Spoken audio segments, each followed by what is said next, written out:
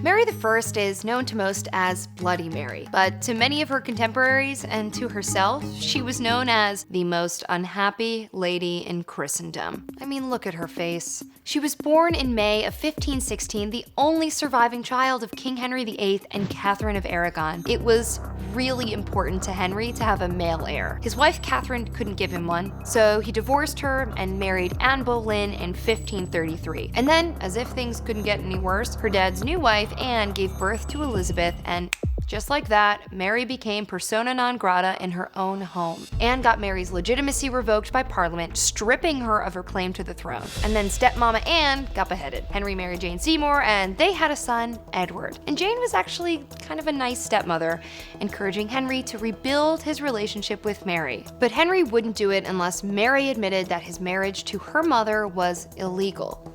At first, Mary doesn't want to do it, but then she's like, okay, fine, I agree. The marriage was illegal, and Henry is king of the English church.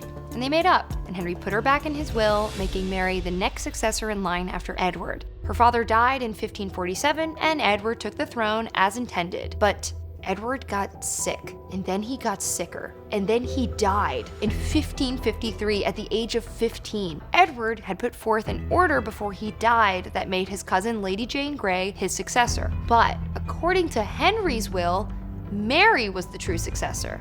And Mary had the support of the people. So she deposed Lady Jane Grey and took her seat as the rightful Queen of England. Far from being a despot, Mary was at first beloved and supported by most of England. She was seen as the rightful heir, and the majority of the English were still practicing Catholicism, or at the very least following similar doctrines. But Mary had her heart set on restoring England to Catholicism, which she pursued through Parliament. But to sustain said restoration, she had to produce a Catholic heir. Now, we have one small problem.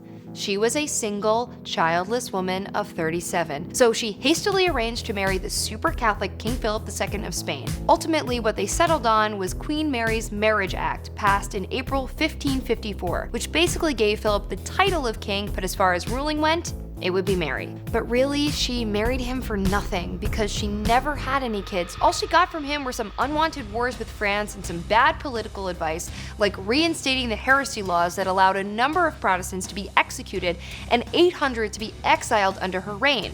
This act came to define her legacy and earned her the Bloody Mary nickname, despite the fact that many other rulers, including Henry and Elizabeth, engaged in widespread religious persecutions. She died on November 17, 1558 of uterine cancer, and Elizabeth ascended the throne.